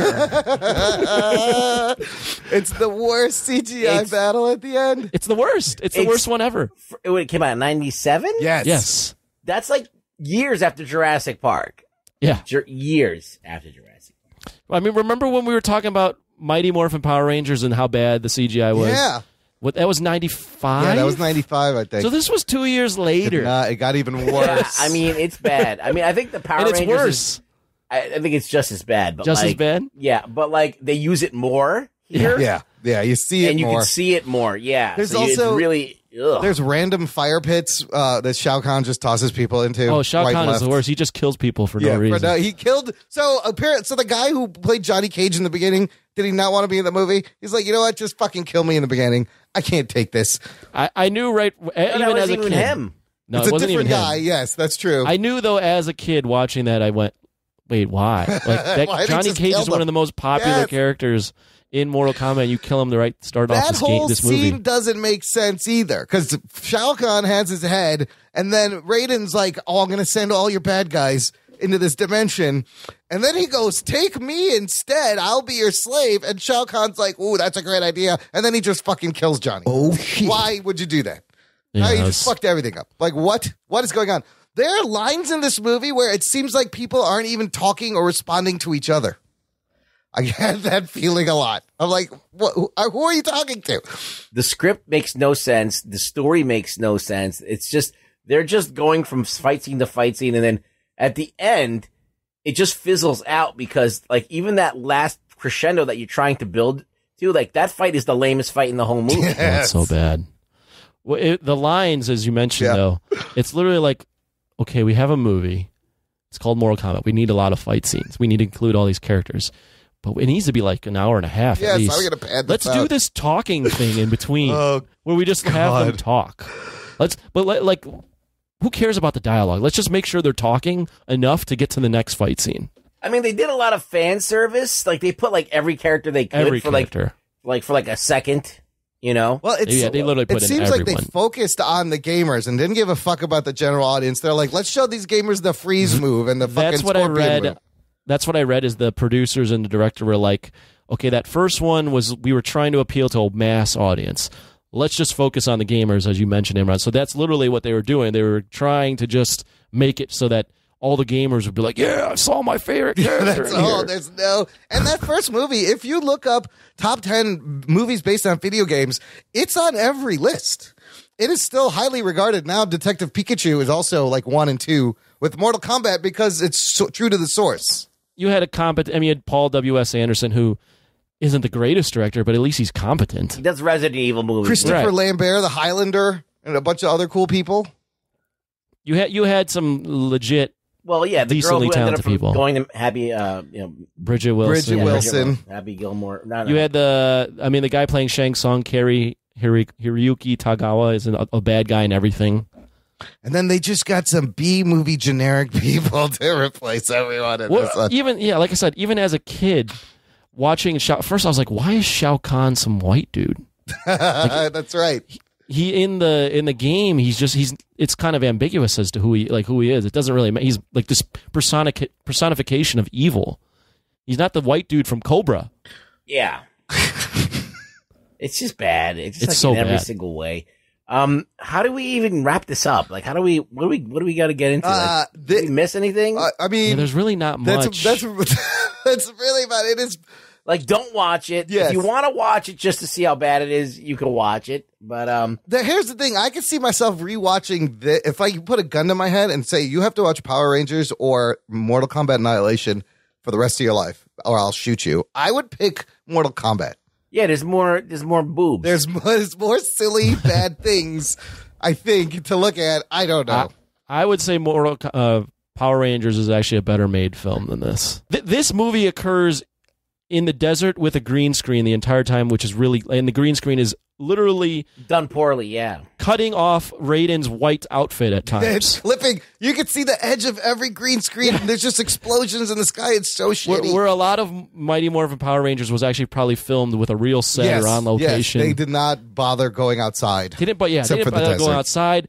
At the end, when all the world comes back, they use stock footage to bring all the fucking cities back. It's like a cutout of like the Eiffel Tower that's coming out of the ground. Like, what is this? What am I looking at? I was like, what the fuck is this? But Jax, I love Jax. He had some great lines. Jax. All right, so he wakes up on an operating table. He's got cybernetic arms. He's got cybernetic arms that he could take off. Was he in the first movie? And then he's got normal arms underneath. Yes, and I was like, okay, why does he need cybernetic arms? Maybe his arms don't work. No, his arms are fine. Then the cybernetic arm comes off. I'm like, there's an arm under there. And then I'm like, well, maybe it doesn't work. No, it's fine. No, it works fine. He was even better without. He can fight you with it. With his regular arms, he still kicked the guy's He's ass. basically just wearing a jacket with arms on it. That's what I love how doing. he pops up out of nowhere and kills that CGI like skeleton worm thing that comes alive. But his lines are great where he's like, yeah, now what? He's just fucking yelling at people. He's like, there's no toilet paper out here. Sonia is horrible. She won't tell him anything. He's like, Sonia, I ain't going with you. Tell me what's going on. And she's like, nobody told me why John Eat had to die. I'm like, that's not what I'm asking. What the fuck is going on, Sonia? I can use a little exposition. She's just, nobody likes her. I have to reiterate what Rug Boy said earlier. It is insane to me that this movie came out in a movie theater. Did people went to see this? They paid money for this? As a major franchise, too. Like, I've seen shitty movies that never went to the theater that are better than this movie. Like, so many. It's unbelievable. It's unbelievably bad, and it was painful quality. to watch. Yes. This, theater quality, I was like, okay, the worst movie to ever come out in theaters that I've ever seen is probably Power Rangers in this. That ever came out in the theaters. It's back to back. And we had to watch both of them. That I've seen, I've seen a lot of shitty movies that are terrible, that they're trauma films and stuff like that came out only on video or whatever, but this is just another level. It's like, this came out with worldwide distribution. How much did this cost? 18 million? Or 30 million? There's no production budget, but I think it was 30 million or something. I think it was 30. I see on Wikipedia it says 30 million. 30 million, and they made 51 million. $30 million. That's a lot of money. That's a lot of money, especially Underworld at that time. was made for $30 million. Yeah, that's, I don't Punisher understand. Warzone was made for $30 million. And this is 97 that they had 30 million, which is a lot. I don't get it. Oh, the lines. What did they spend it on? Coke? Probably. That's what it is. Well, it looks like they were just blowing rails of Coke. They were in this movie. Jordan? I think some of it was in Jordan. In the UK. Oh, the UK. This mountain, Perry's Mountain. Maybe that's where all that went. Sindel has this screaming power, and she uses it once and then never again. Use that all the time. That was one of the worst things I've ever seen in my life. Okay. Let me just set up this scene. Yes. They're all standing right in front on of a her. mountain range, Yeah. okay? Then there's this little inlet where there's a temple that's flat and everything. It kind of goes in. So if you imagine there's a wall, and then there's a space inside a cave almost. And they're standing on this platform where there's a kind of an inlet. So she starts using her screaming power, and Raiden is trying to open a portal. Yes, it's taking forever. And it's just, they just keep going back and cycling this footage of this stuff blowing up, the same footage of it for like 5 minutes.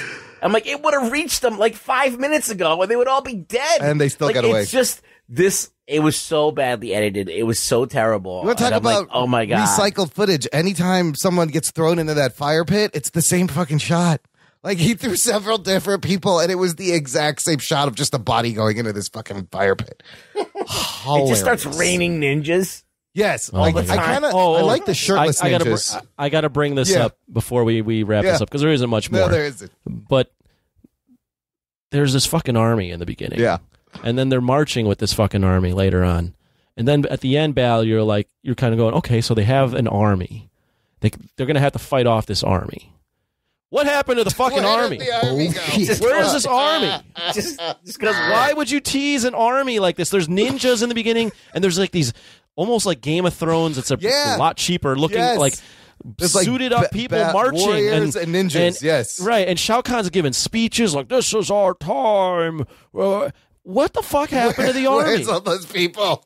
Why? What are you doing? Did you spend all your money on the army in the first 2 acts and then not have enough to bring them all back for the third? Like, I could make a better movie than this. Yes, for $50. I could be in a 2-day freaking stupor and direct better than this, and I could write better than this. I don't understand how this got made. I think they only spent $100 on the movie and kept the rest of it. How did this get approval? It's just crazy. $30 million. I like to think that like people go into movies and no one intends to make a shitty movie. That's always what I've thought about movie making, but it happens, right? Like there's things that happen. I legitimately think it's almost as if these people were intending to make a shitty movie. It looks. How can it go so wrong everywhere? This is if Tommy Wiseau made Masters of the Universe. But That's Tommy what Wiseau didn't release a movie in theaters. Like this yes, he did. Why? How is it? How does every single thing you decide go wrong? It looks like a spoof of like you're making fun of your own movie, but but they're not. It's in seriousness. Like the shot of like Liu Kang getting attacked. And they display it by him just shaking the camera on the ground. Yes, he just grabs the camera. Film yourself getting attacked. There's so many like point of view shots and from underneath and for no reason. Completely unnecessary. Why? I don't know why anything. Now we all have to watch DOA. Happens on this movie. What's DOA? That's the volleyball one with the girls?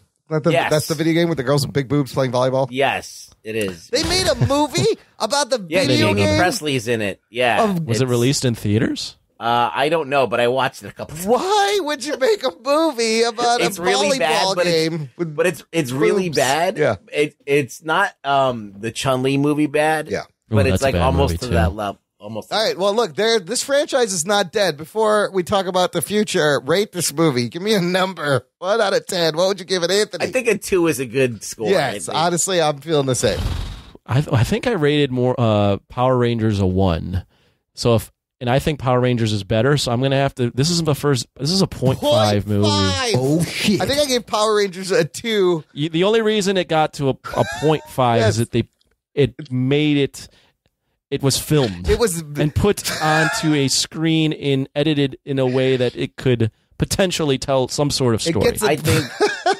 I don't know. I mean, I don't know what's the worst thing about this movie, and we forgot to mention it, but the music was fucking horrid. Oh, you gotta have the 90s techno Mortal Kombat it's music. like all Juno Reactor, and it's like the entire. It just does not fit it fits the idea of what Mortal Kombat should be, but it's not a soundtrack by any means. It's just songs that they put on for a second and then they turn them off and they put another song on. Well, look, we got to do this. If we're going to do Mortal into each Kombat, I should have started with this, but this is all we need right here.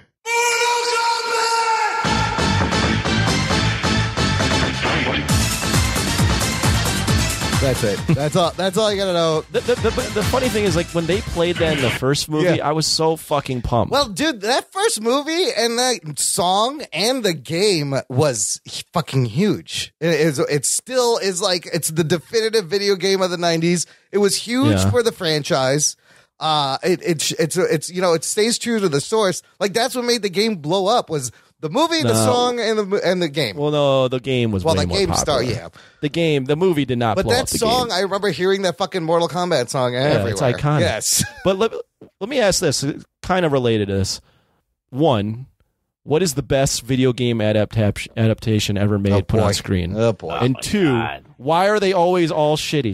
They all suck. Are there ever any good ones? So apparently this Detective Pikachu is now in like top 10 best video game movies. I don't consider that a video game movie. I mean, you could, it's a video game. It's based on a video game. But if you go, it's hard to judge. Like the Resident Evils are not great. So that's what you're going to get. According to Esquire, they have like Mortal Kombat, Detective Pikachu, Final Fantasy, Tomb Raider 2018, Final Fantasy's not good. Warcraft wasn't that great. Resident Evil series, and Assassin's Creed, which I heard also was. There aren't any good ones. The Mortal Kombat movies aren't great. The Street Fighters. No. Legend of Chun-Li is one of the worst movies ever as well. Super Mario Brothers. Super Mario's terrible. Yes. There's so many fucking games that have been adapted that are not good. None of them are any good. Like, why are they not good? Rampage? We just had a Rampage adaptation. I guess Rampage might be the best one, but it's so loosely based on Rampage. It looks good, but it's silly. Prince of Persia? Anything? Jake Gyllenhaal at Prince of Persia? Not good. All right. Any good video game movies?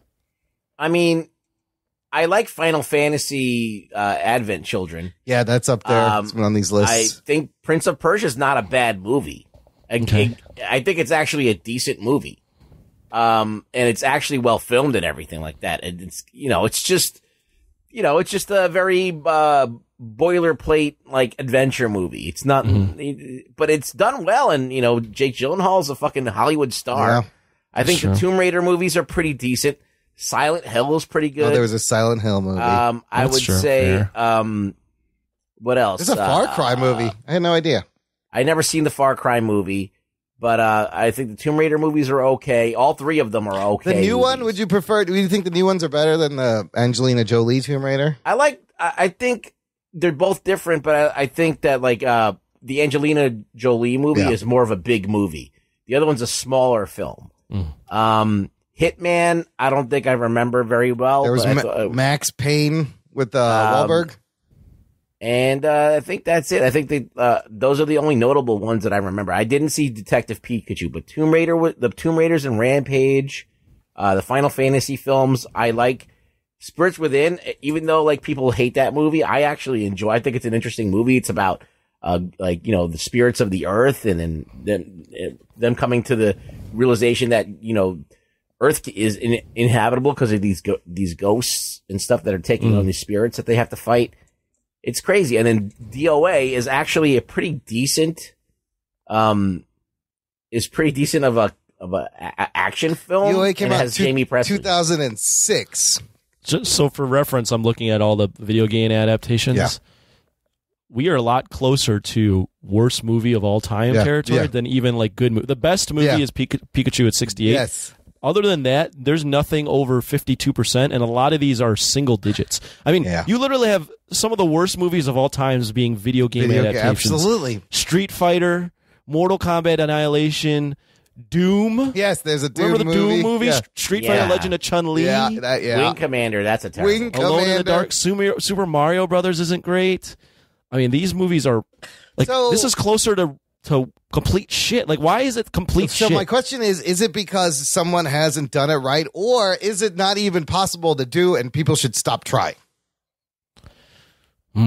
I don't know. I think that this is what happens. You have a medium that's not really meant to tell a story in the ways that it would work in a movie.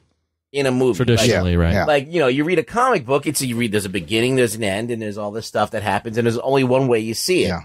In video games, you experience it differently. Yes. So how do you replicate that? Everybody has a different experience. Everybody has a different experience, and not only that, but some of these things, the narratives aren't that strong. They're just get to point A, get to point B, fight this cool thing, and there's not really like in a video game, you never worry about suspending disbelief. Is this realistic enough? You want to play a game. You want to fucking shoot some shit. It doesn't have to make sense. Like Rampage, the video game, has nothing to do with this No, movie. there's no that came out. story in Rampage the video Right, game. so you just smash You buildings have to as a think of, giant thing. Like, for example, Super Mario Brothers. Yeah. All right. What is that game? Like, what is Super Mario?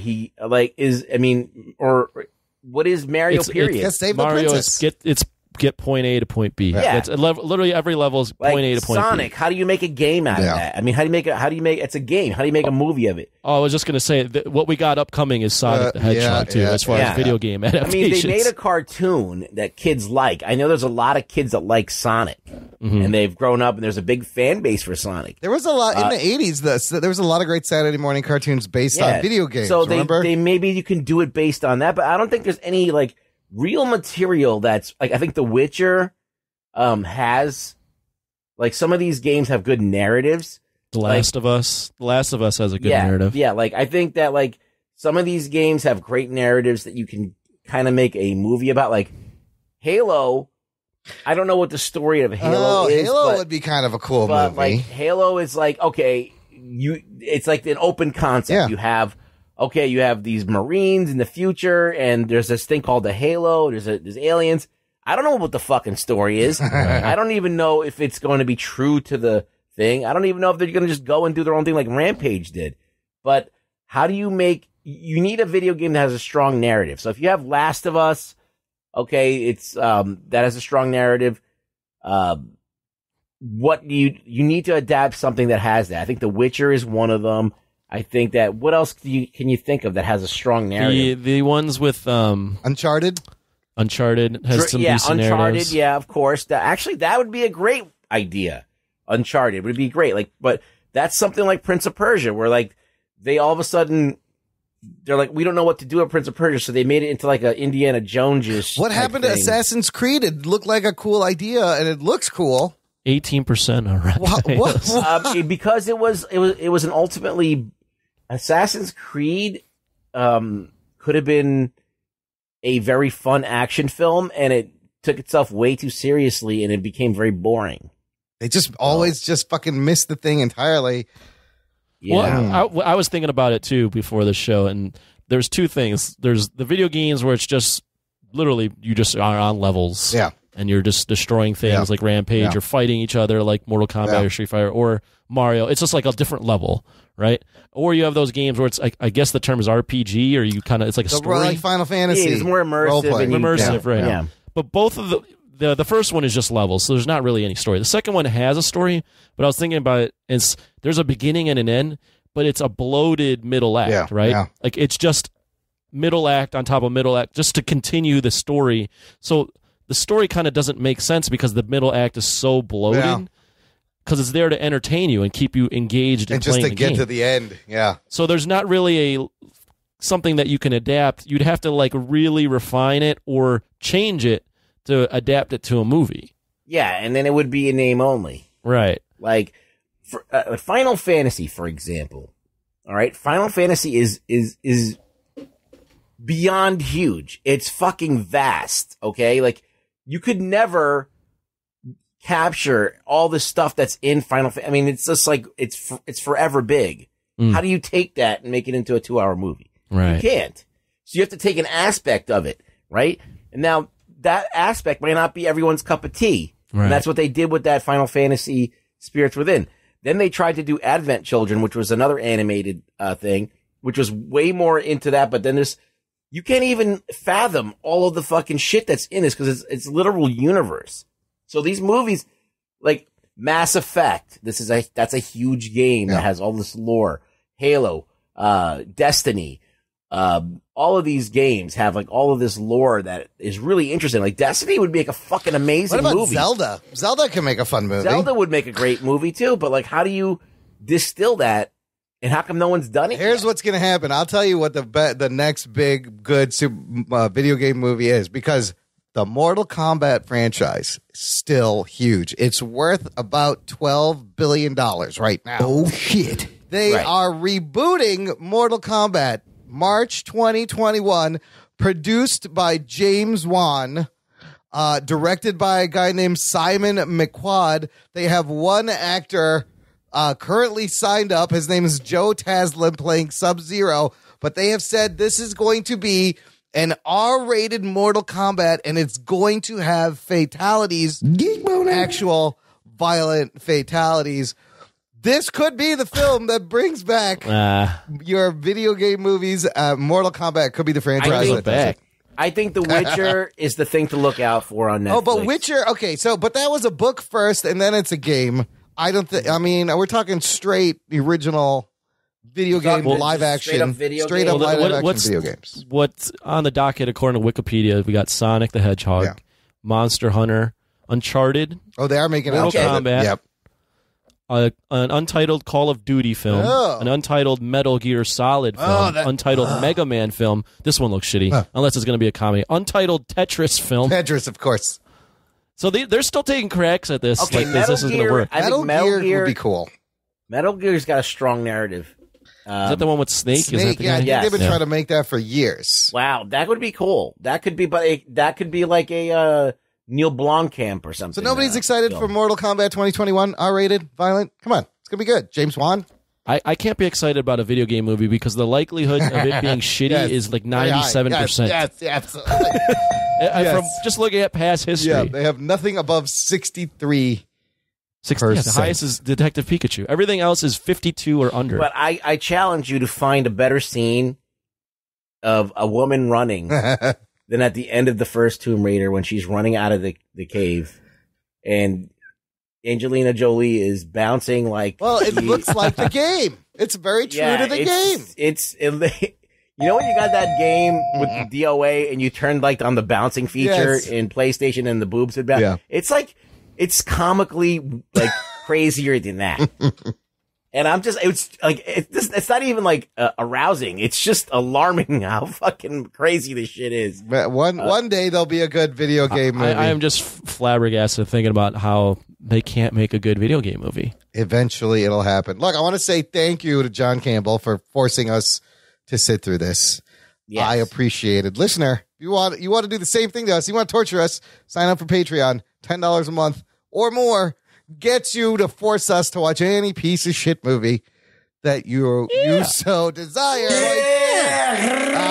Let's do some news from the nation. It's time for news from the nation. It's time for news from the nation.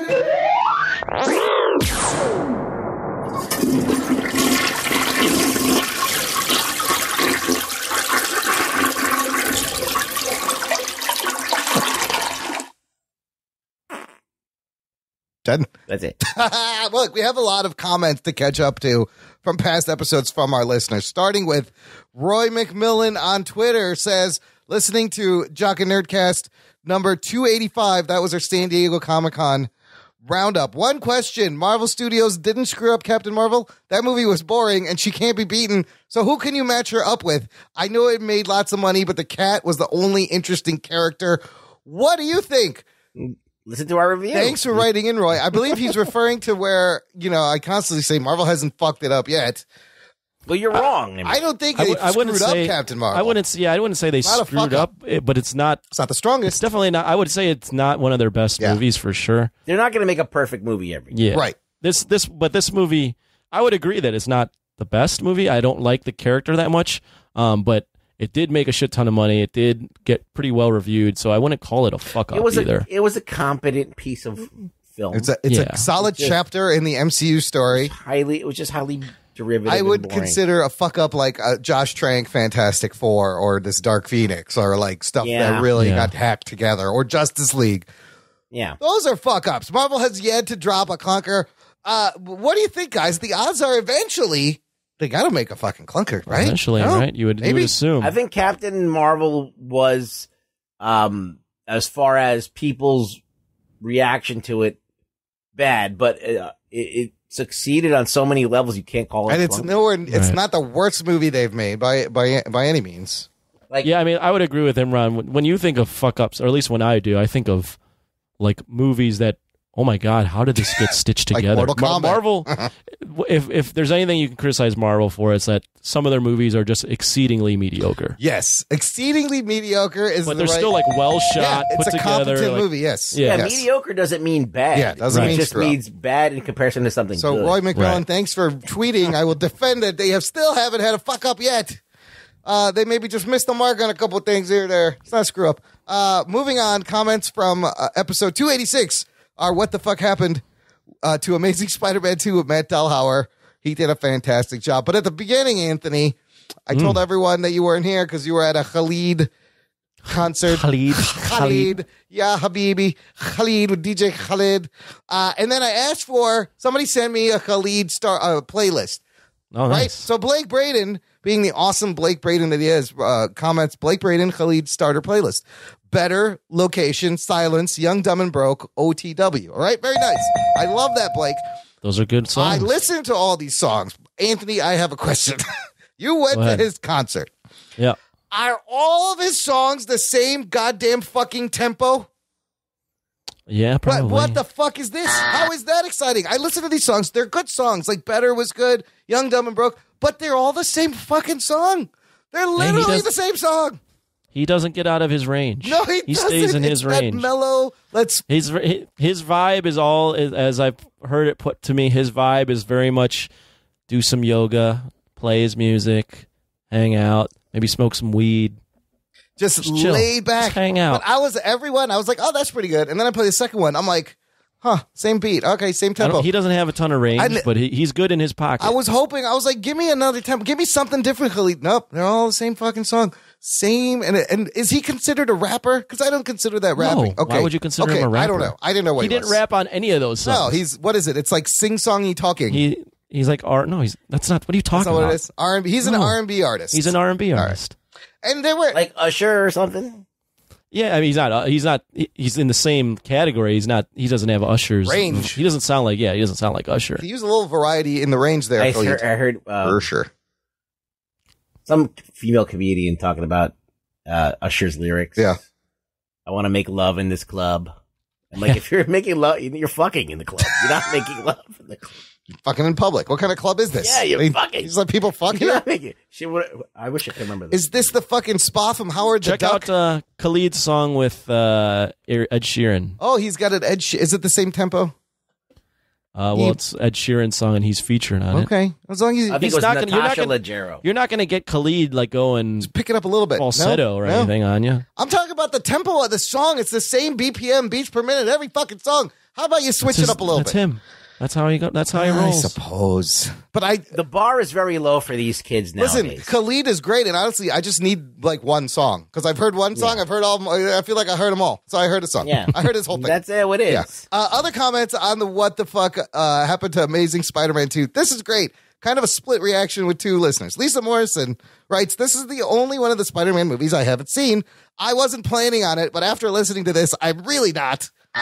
This is great, which is why we do it." Now, on the other hand, Michael Pagan, he writes, "This episode was hilarious. After listening to Matt tear apart this movie, I went down to McKay's and picked it up." Oh, shit. You hear that, Sony, Columbia? We're moving fucking DVDs of Amazing Spider-Man 2 in 2019 for you. Can I make one comment on Amazing Spider-Man 2? Of course. Who wrote that fucking shit? I mean, like 4 different. Alex Kurtzman, who's fucked up The Mummy. The guy who wrote The Mummy, he wrote before Amazing Spider-Man 2, killing 2 franchises in a row. I mean, he's got to like. The worst part for me of that movie is him. He finds the coins in the fucking calculator. It has to go down to the fucking subway where the train comes up. That his dad had a message for him in there, convoluted. and he's got to use the coins to get in this train. And he gets in the train and he realizes he was always destined to be Spider-Man. Who the fuck wrote this? What is this? Yeah, how is this even Spider-Man? So bad.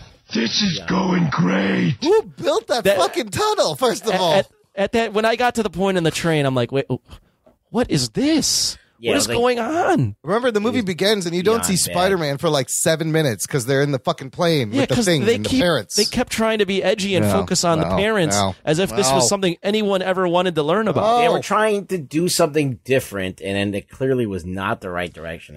Blew up in their face. So what's one last comment. Yeah. What really sucks about that is they actually had the best looking Spider-Man they've ever put on screen. Yeah, we did say the costume is great, and he's a great Spider-Man. He's quippy. He's kind of mean. He's got mean jokes. He's the worst Peter Parker. That's not Peter Parker. He's a good Spider-Man, although I would disagree in the beginning. Yeah. Spider-Man would make jokes, but he wouldn't let Rhino just run over a block of cars. Well, he's like hanging out on the side. Yeah, he's like, oh, well, I'm going to walk around on the side doing jokes. Yeah. Like, they nailed that he does jokes. They just didn't nail the timing Well, of that those happens jokes. throughout the movie where he's helping people, and the whole time there's like destruction happening. I'm like, what are you doing? Spider-Man would not. What are you doing? Would save the people, Yes. then joke to the guy, "You fucked up, you asshole." Yes, exactly. Yeah, no one gets to do that. Nobody I gets don't know. Spider-Man. For some reason, people don't grasp that concept. No. Dal Howard did a great job. all I That was got. a great episode. I highly recommend checking out What the Fuck Happened. Amazing Spider-Man 2. Then the last episode, 287, with Mike Rips, and we reviewed Once Upon a Time in Hollywood and just geeked out about Quentin Tarantino. Benny Dealey writes, Imran said that Quentin Tarantino movie has never had a narrator until this movie. That's wrong, buddy. Samuel Jackson narrated Inglourious Bastards, and Hateful Eight had a narrator, and Benny. Yeah, but I think right. this one was like out of nowhere narrated. This one was out of nowhere to catch people up and dump some exposition because we got to get to the next thing. But look, I'm man enough to admit I was wrong, Benny. Thank you for the correction. I don't know what I'm talking about You're ever. wrong a lot, Yes. you Pete. Yeah, it's not like I said I was ever right. So shit. We're all wrong. We're all on wrong. occasion. Fiddlesticks writes, on a serious note, I was a little surprised that there was no mention of Jackie Brown at the end of the show when you were running over Tarantino films. Have you ever seen the film? It is criminally underrated film of his that you need to see.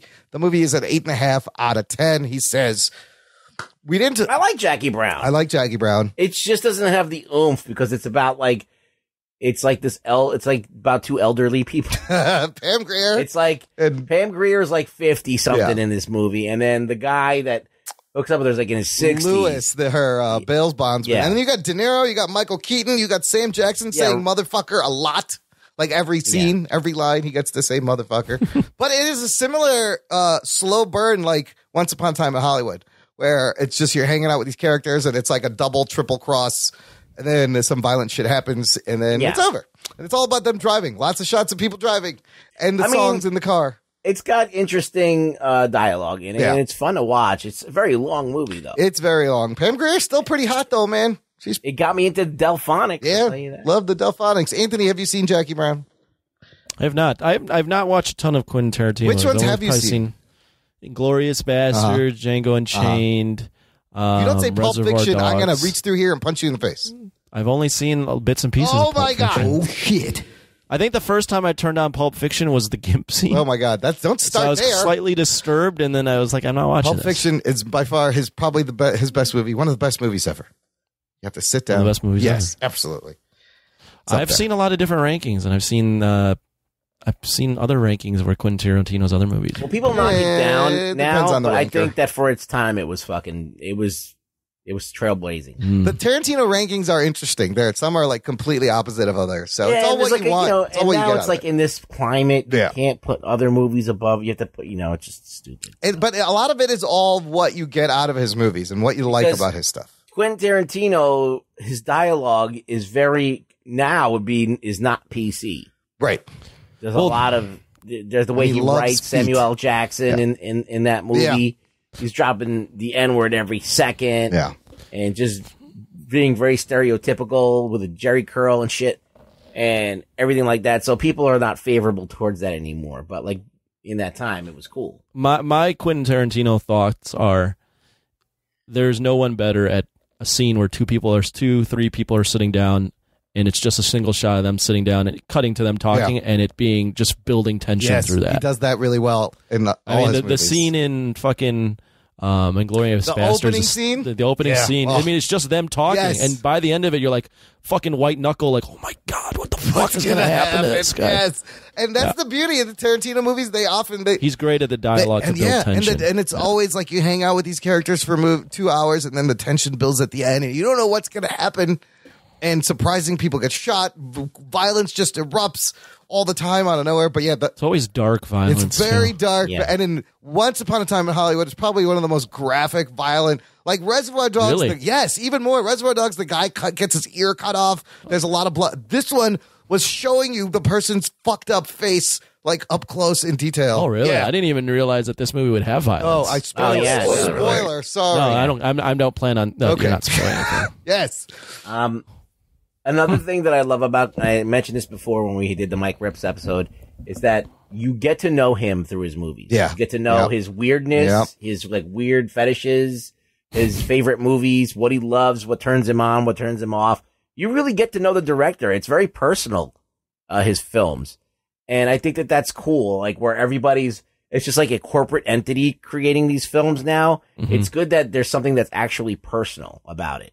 Like when you listen to a song and you know it's about that person's real life and they're pouring their heart out into it, or they're making you feel something that they feel and it's real. And it's not like 10 people wrote this song and then some other person wrote the beat and it's just a corporately made product.